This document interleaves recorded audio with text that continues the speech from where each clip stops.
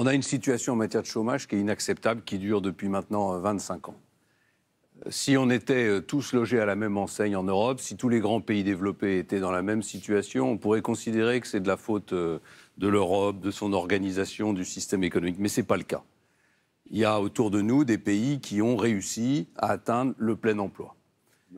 Immédiatement, j'entends tout de suite déjà M. Mélenchon qui va nous expliquer que c'est au prix de je ne sais quelle précarité, qui sans doute n'est pas inexistante, mais qui ne conduit pas les habitants de ces pays à rejeter leur système économique et qui ne conduit pas, par exemple, les jeunes Allemands à se précipiter en France pour profiter du merveilleux système économique et social qui est le nôtre.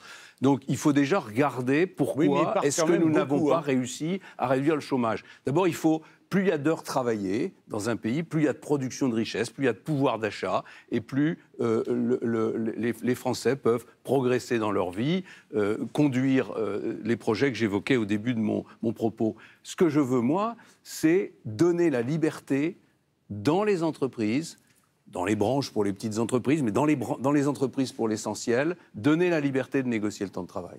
Par des accords majoritaires. C'est moi qui ai mis en place les accords majoritaires, ça verrouille la situation puisque les salariés ont la possibilité de défendre leurs intérêts. Pourquoi est-ce que tout le monde doit travailler 35 heures ?